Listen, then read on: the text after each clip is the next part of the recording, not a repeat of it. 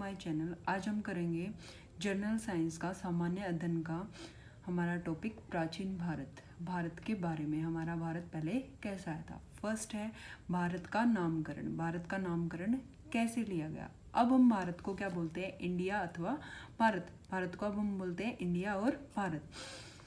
जो India word है वो इंडस वर्ड से लिया गया है, जो क्या है संस्कृत में जिसको हम क्या बोलते हैं, सिंधु। संस्कृत में इसको सिंधु कहा जाता है। सबसे पहले भारतवर्ष पिनानियों की अष्टाध्यायी में आया था। जो पिनानियों की अष्टाध्यायी थी उसके अंदर सबसे पहले भारतवर्ष लिखा गया था। नामकरण ऋग्वेदिक काल के प्रमुख जन भरत के नाम पर किया गया था। जो भारत का नाम है वो ऋग्वेदिक काल में जो भरत थे उनके नाम पर किया गया था। अब इसकी दो अजम्पशन है, मान्यताएं। फर्स्ट क्या कि प्रथम जैन तीर्थकार ऋषभभेद के ज्येष्ठ पुत्र भरत के नाम पर, यह जो ऋषभभेद का ज्येष्ठ पुत्र था उसके नाम पर भरत नाम पड़ा। दूसरी हमारी अजम्पशन क्या है कि ब्राह्मण ग्रंथों के अनुसार, जो ब्राह्मण ग्रंथ है उन्होंने क्या बोला कि जो दुष्यंत और शकुंतला के पुत्र थे भरत, उनके नाम पर भारत का नाम भरत पड़ा है। नेक्स्ट वन इज आर्यों का निवास स्थान होने के कारण, यानी कि आर्यों के निवास स्थल के कारण इसको आर्यवर्त भी कहा गया है। और भारत को जम्मू द्वीप का एक भाग माना गया है। और जम्मू द्वीप क्या होते हैं, जम्मू द्वीप होते हैं, जम्मू द्वीप हम उस भूभाग को कहते हैं जहां पर ईसा पूर्व से तीसरी शताब्दी में मौर्य वंश का शासक था। यानी कि जहां पर मौर्य वंश शासक था, मौर्य वंश राज करते थे, उसे हम जम्मू द्वीप बोलते हैं। और भारत को जम्मू द्वीप का एक पार्ट बोला गया। उसके बाद यूनानियों ने भारत को इंडिया बोला है। मध्यकालीन लेखकों ने भारत को हिंद तथा हिंदुस्तान बोला है। चीनियों ने तिएने चू और चुआंत बोला गया है भारत को। और इनसिंग ने आर्य देश तथा ब्रह्मराष्ट्र बोला। यानी कि इन देशों ने भारत का, इन लोगों ने भारत के अलग अलग नाम बताए हैं। उसके बाद भारत का विभाजन। भारत का विभाजन तीन टाइप से, प्रगतिहासिक काल, आध्यात्मिक काल और ऐतिहासिक काल। उसके बाद प्रागैतिहासिक काल को हम बोलते हैं आर्कियोलॉजिक या प्री हिस्ट्री। ठीक है। अब इसका जो अध्ययन करता है, यानी कि जो सोर्स है इसके वो कौन कौन से हैं, पुरातात्विक स्रोत है। पुरातात्विक स्रोत को हम बोलते हैं आर्कियोलॉजिक सोर्स। अब इसकी उत्पत्ति मानव उत्पत्ति से 3000 ईसा पूर्व हुई थी। अब ये ईसा पूर्व है वो हम आगे करेंगे कि ईसा पूर्व होता क्या है, बीसी होता क्या है। कि जो प्रागैतिहासिक काल जो है उसकी उत्पत्ति वो कब हुआ था, 3000 ईसा पूर्व। इस काल में कोई लिखित साधन उपलब्ध नहीं थे, मतलब लिखने के कोई भी इक्विपमेंट हमारे पास नहीं थे।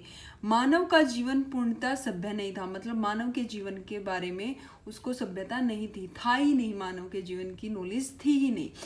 इसका जो अध्ययन है वो पुरातात्विक साधन से किया जाता है, यानी कि आर्कियोलॉजिक जो इक्विपमेंट्स होते हैं, जो सोर्स होते हैं, उनसे हम प्रागैतिहासिक काल, प्री हिस्ट्रिकल पीरियड्स की स्टडी करते हैं। अब आता है ऐतिहासिक काल, इसको बोलते हैं प्रोटो हिस्ट्री पीरियड। ये क्या है, ये 3000 बीसी से 600 बीसी, यानी कि 3000 ईसा पूर्व से 600 ईसा पूर्व के बीच का काल है। इसके अंदर क्या था, ये ऐसा समय था जहां पर मनुष्य को लिखना तो आता था, कि वो लिख तो सकता था, लेकिन उसे पढ़ा नहीं जा सकता था। कि मनुष्य ने लिख तो दिया लेकिन हम उसको पढ़ नहीं पाए। इसके अंदर पुरातात्विक साधन और साहित्यिक साधन का यूज होता है। कि जब हम इस पीरियड की स्टडी करते हैं तो उसके लिए हम पुरातात्विक साधन तथा साहित्यिक साधनों का यूज करते हैं। उसके बाद ऐतिहासिक काल, यानी कि हिस्टोरिकल पीरियड, ये क्या है, 600 बीसी से आगे, यानी कि 600 ईसा पूर्व से आगे का टाइम है। इसके अंदर पुरातात्विक साधन, साहित्यिक साधन तथा विदेशियों के विवरण के द्वारा हम इसकी स्टडी करते हैं। अब देखते हैं बीसी, ईसा पूर्व, और एडी, यानी कि अब देखो बीसी को हम बोलते हैं बिफोर क्रिस्ट। कि ईसा के जन्म से पहले, जो हमारे ईसा मसीह थे उसके जन्म से पहले के पीरियड को हम बोलते हैं बीसी। उसके बाद एडी, इसको एनो डोमिनी, यानी कि ईसा के जन्म का समय, यानी कि जिस समय ईसा का जन्म हुआ था उस टाइम पीरियड को हम बोलते हैं एडी। लेकिन अब इसके अंदर क्या कर दिया है, चेंज कर दिया है। बीसी को हमने बना दिया है बीसीई, यानी कि before common era. Meaning same है लेकिन हमने क्या किया, उसका नाम चेंज कर दिया है, सीई कॉमन एरा। यानी कि बीसी क्या है, जो ईसा का जन्म हुआ था, ईसा मसीह का जन्म हुआ था उससे पहले का टाइम। और एडी क्या है कि ईसा मसीह के जन्म के टाइम, मतलब जन्म होने के बाद जो टाइम पीरियड है वो क्या है, एडी। उसके बाद आता है पुरातात्विक साधन, कि जो हमारे इक्विपमेंट्स है, जो सोर्स है वो कौन कौन से हैं। पुरातात्विक साधन के अंदर हमारे अभिलेख आएंगे, सिक्के आएंगे, स्मारक, भवन, मूर्तियाँ, चित्रकला, अध्ययन, चित्रकला, ये सारी चीजें हमारे क्या आएंगी, पुरातात्विक साधन के अंदर इंक्लूड होते हैं। और जो इन पुरातात्विक साधन की स्टडी करता है, अध्ययन करता है, उसको हम क्या बोलते हैं, पुरातात्विक विद, पुरातात्विक विद। उसके बाद हाँ, अब आता है अभिलेख। अभिलेख क्या है, अभिलेखों के अध्ययन को पुरालिपि शास्त्र, पैलोग्राफी कहा जाता है। जो हम अभिलेख का स्टडी करते हैं उनको हम पैलोग्राफी बोलते हैं, पुरालिपिक शास्त्र बोलते हैं। जो अभिलेखों की भाषा है वो प्राकृत है, पाली है और संस्कृत में है। यानी कि जो अभिलेख लिखे गए हैं वो या तो प्राकृत भाषा में लिखे गए, या पाली भाषा में लिखे गए, या संस्कृत लैंग्वेज में लिखे गए।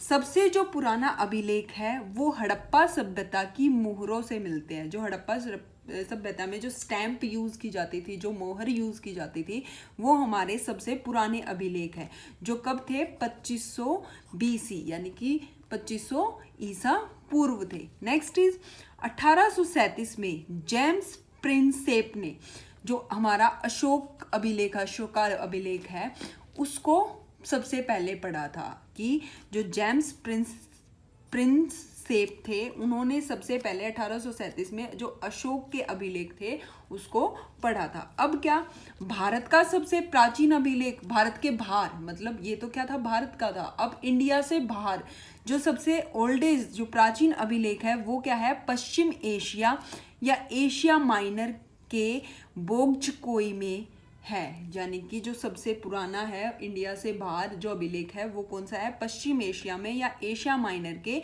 बोग्जकोई में है। जो कब हुआ, जो 1400 बीसी, यानी कि 1400 ईसा पूर्व मिले थे।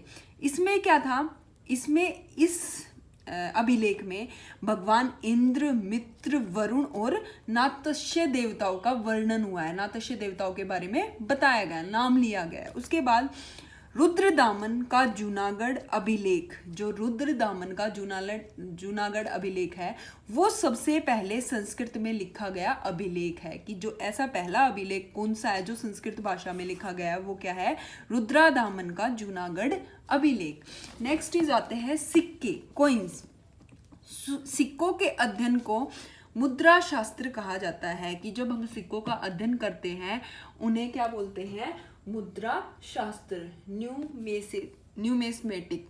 ठीक है। उसके बाद इस जो सिक्के हैं वो सोने के, चांदी के, तांबे, कांसा, सीसा और प्रोटीन धातु के होते थे। अब पंचमार्क सिक्के होते थे। पंचमार्क सिक्के कौन से होते थे, इन सिक्कों पर केवल साइन होते थे, चिन्ह होते थे। ये चिन्ह पेड़ के भी हो सकते थे, मछली भी बनी होती थी, हाथी भी, सांड भी, मतलब इन पर सिर्फ चिन्ह बने हुए थे, लिखा कुछ भी नहीं गया था। लेकिन उसके बाद इस पर तिथियां, डेट लिखी जाने लगी, राजा और जो देवता थे उनके नाम लिखे जाने लगे। उसके बाद हिंद यूनानियों ने स्वर्ण मुद्रा जारी की। जो हिंद यूनानी थे उन्होंने स्वर्ण मुद्रा यानी कि सोने की जो मुद्रा थी, सोने के जो सिक्के थे वो जारी किए थे। और सबसे जो शुद्ध मुद्रा थी, मतलब जो सबसे प्योर जो मुद्रा थी सोने की, वो कुषाणों ने जारी की थी, कुषाणों ने जारी की थी। और जो सबसे अधिक मुद्रा थी, मतलब सबसे ज्यादा क्वांटिटी में जो मुद्रा थी सोने की, वो गुप्तों ने ज़्यादा की थी। उसके बाद स्मारक। स्मारक क्या होते हैं? स्मारक को हम 2 भागों में डिवाइड कर सकते हैं। फर्स्ट क्या? देसी स्मारक, और दूसरा विदेशी स्मारक। देसी स्मारक हड़प्पा, मोहनजोदड़ो, नालंदा और हस्तिनापुर के जो स्मारक है वे हमारे क्या है? देसी स्मारक। उसके बाद कंबोडिया का अकोर वाट मंदिर, जावा का बोरोबुदुर मंदिर और बाली से प्राप्त मूर्तियों को हम विदेशी स्मारक बोलते हैं। उसके बाद आता है हमारा साहित्यिक स्रोत, यानी कि क्लासिकल सोर्स क्या क्या है स्टडी करने के लिए। फर्स्ट क्या? जो हाथ से लिखी हुई जो बुक है, पुस्तकें हैं, इस कारण इन्हें पांडुलिपि भी कहा जाता है। क्यों? क्योंकि इसमें हाथ से जो बुक है वो लिखी जाती थी, मशीनों से नहीं लिखी जाती थी, इसलिए इन्हें क्या बोलते थे? पांडुलिपि भी बोलते हैं। और ये जो पांडुलिपि थी ये किस पर लिखी जाती थी? भोजपत्र पर लिखी जाती और ये जो भोजपत्र था वो या तो ताड़ पत्रों से बनता था, मतलब ताड़ के पेड़ के जो पत्ते थे उनसे बनता था, या हिमालय में एक वृक्ष था भुज्र नाम का, उसकी जो छाल थी उससे ये भोजपत्र बनाया जाता था। उसके बाद साहित्यिक स्रोत के 2 भाग थे, धार्मिक साहित्यक और धर्मेतर साहित्यक। जो धार्मिक साहित्य था इसके अंदर ब्राह्मण साहित्य, बौद्ध साहित्य और जैन साहित्य है। फर्स्ट हम करते हैं ब्राह्मण साहित्य। ब्राह्मण साहित्य में क्या कि इसके अंदर वेद, उपवेद, वेदांग, उपनिषद, ब्राह्मण, अरण्यक, पुराण, रामायण, महाभारत, ये सारी चीजें आती है ब्राह्मण साहित्य के अंदर। अब ये जो ग्रंथ है ये राजनीति, सामाजिक, धार्मिक और आर्थिक तथा सांस्कृतिक जो स्थिति है ना मनुष्य की, उसके बारे में बताते हैं। भारत की जो राजनीतिक, सामाजिक, धार्मिक, आर्थिक और सांस्कृतिक स्थिति है उसके बारे में ये ब्राह्मण साहित्य बताते हैं। फर्स्ट आता है हमारा वेद। वेदों की संख्या कितनी है? 4 वेद कौन कौन से हैं? ऋग्वेद, यजुर्वेद, सामवेद और अर्थवेद। ऋग्वेद, यजुर्वेद, सामवेद और अर्थवेद। इन वेदों को हम संहिता भी बोलते हैं। ये जो सारे वेद हैं इनको हम क्या बोलते हैं? संहिता बोलते हैं। अब आता है फर्स्ट ऋग्वेद। ऋग्वेद ये क्या है? ये सबसे पुराना वेद है। इसमें देवताओं की प्रार्थना के बारे में बताया गया है कि हमें भगवान से कैसे प्रार्थना करनी चाहिए। उसके बाद आता है यजुर्वेद। इसमें यज्ञ के जो भी नियम है, जो विधि है, उन सब के बारे में बताया गया है। उसके बाद आता है सामवेद। सामवेद के अंदर यज्ञों के अवसर पर गाए जाने वाले मंत्र, मतलब यज्ञ के टाइम पे जो मंत्र यूज होते हैं उनके बारे में सामवेद में बताया गया है। उसके बाद आता है अर्थवेद। अर्थवेद के अंदर जो हमारी दवाइयाँ है, औषधि का प्रयोग बताया गया है। तंत्र मंत्र अर्थवेद के अंदर आते हैं। जादू टोना भी अर्थवेद के अंदर बताया गया। उसके बाद आता है वेदांग। वेदांग क्या? जो वेदों का अर्थ सही ढंग से समझने के लिए वेदांग बनाए गए कि इन वेद जो है इनका अर्थ सही ढंग से हम समझ सके, इसके लिए क्या बनाए गए? वेदांग बनाए गए। इनकी ये 6 हैं। फर्स्ट क्या? शिक्षा, कल्प, व्याकरण, निरुक्त, छंद और ज्योतिषी। जो वेदांगों की संख्या है वो कितनी है? 6। शिक्षा, कल्प, व्याकरण, निरुक्त, छंद और ज्योतिषी। उसके बाद आता है उपनिषद। उपनिषद क्या है? ये वैदिक ग्रंथ का लास्ट पार्ट है, अंतिम भाग है। उसके बाद आध्यात्मक तथा दर्शन के गूढ़ रहस्यों का, मतलब आध्यात्मक और दर्शन के जो रहस्य है उसके बारे में उपनिषद में बताया गया है। ये वेदों का जब अंतिम पार्ट है, अंतिम भाग है, तो इसलिए इसको वेदांत भी कहा जाता है। उपनिषद को क्या कहा जाता है? वेदांत भी कहा जाता है। और इनकी संख्या कितनी है? 108। यानी कि हमारे वेदांत कितने हैं? 108। उसके बाद इसके अंदर आता है सूत्र। जो सूत्र में मनुष्य के, जो सूत्र में क्या बताया जाता है कि आदमी के कर्तव्य, वर्णाश्रम व्यवस्था और सामाजिक नियमों के बारे में बताया जाता है कि वेदांत के अंदर हमारे सूत्र आते हैं और उन सूत्रों के अंदर जो हमारे जो व्यक्ति है उसके कर्तव्यों के बारे में, उसके वर्णाश्रम व्यवस्था के बारे में, उसके सामाजिक नियम क्या क्या है, उन सब के बारे में बताया जाता है।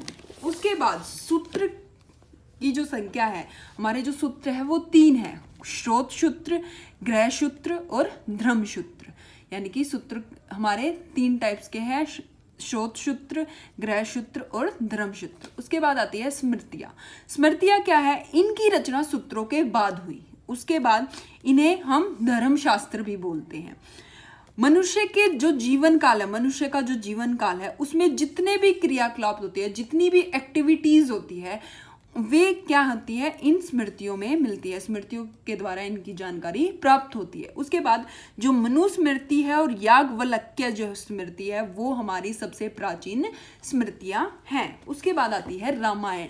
रामायण क्या है, ये पहली तथा दूसरी शताब्दी के दौरान लिखी गई संस्कृत भाषा में, और ये किसके द्वारा लिखी गई, महर्षि वाल्मीकि के द्वारा। इसमें 6000 श्लोक हैं।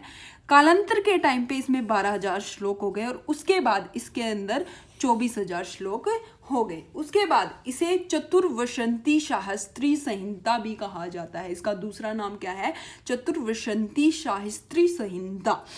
इसके अंदर 7 कांड हैं।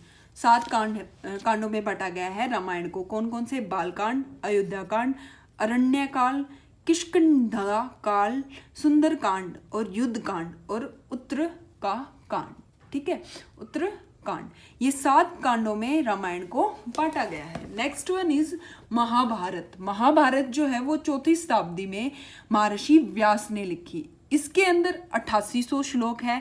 इसको हम जय संहिता भी बोलते हैं। जब इसके 24000 श्लोक हो गए ना, तब इसको क्या बोला जाने लगा, भारत बोला जाने लगा। और जब इसके श्लोक 1,00,000 हो गए तब इसे शतशास्त्री संहिता या महाभारत कहा जाने लगा। उसके बाद महाभारत का जो सबसे पहला उल्लेख है वो अश्वलायन ग्रह सूत्र के अंदर बताया गया है। और महाभारत में 18 पर्व हैं। उसके बाद आता है पुराण। पुराण क्या है, आख्यानों से युक्त ग्रंथ को हम क्या बोलते हैं, पुराण बोलते हैं। और ये इनका निर्माण कब हुआ, 5वीं से 4वीं शताब्दी के अंदर। ये 18 है, पुराणों की संख्या कितनी है, 18, जिसमें से विष्णु, मत्स्य, वायु, भागवत और ब्राह्मण जो ये पुराण है ये सबसे इम्पोर्टेंट है, महत्वपूर्ण है। इनमें राजा क्यों महत्वपूर्ण है, क्यों इम्पोर्टेंट है, क्योंकि इसमें जो राजाओं की वंशावलियों, वंश के बारे में बताया गया है, राजाओं के बारे में बताया गया है। तो ये था हमारा प्राचीन भारत। आज हमने क्या प्राचीन भारत के अंदर उसका नाम कैसे पढ़ा, उसके विभाजन, कौन कौन से काल आते हैं भारत के अंदर, उसके बाद उनकी स्टडी हम कैसे करते हैं। प्राथमिक साधन के अंदर अभिलेख आते हैं, सिक्के आते हैं। उसके बाद साहित्यिक स्रोत के अंदर हमारे धार्मिक साहित्यक और धर्मेतर साहित्य। आज हमने किए धार्मिक साहित्य। नेक्स्ट वीडियो में हम करेंगे धर्मेतर साहित्यक। धार्मिक साहित्य के अंदर सिर्फ हमने अभी तक धार्मिक साहित्य के अंदर हमारे 3 पार्ट हैं, वो हम आगे करेंगे। ब्राह्मण साहित्य, बौद्ध साहित्य और जैन साहित्य। आज हमने सिर्फ किया है ब्राह्मण साहित्य। नेक्स्ट वीडियो में हम बौद्ध साहित्य और जैन साहित्य के बारे में स्टडी करेंगे और उसके बाद धर्मेतर साहित्य। Thank you.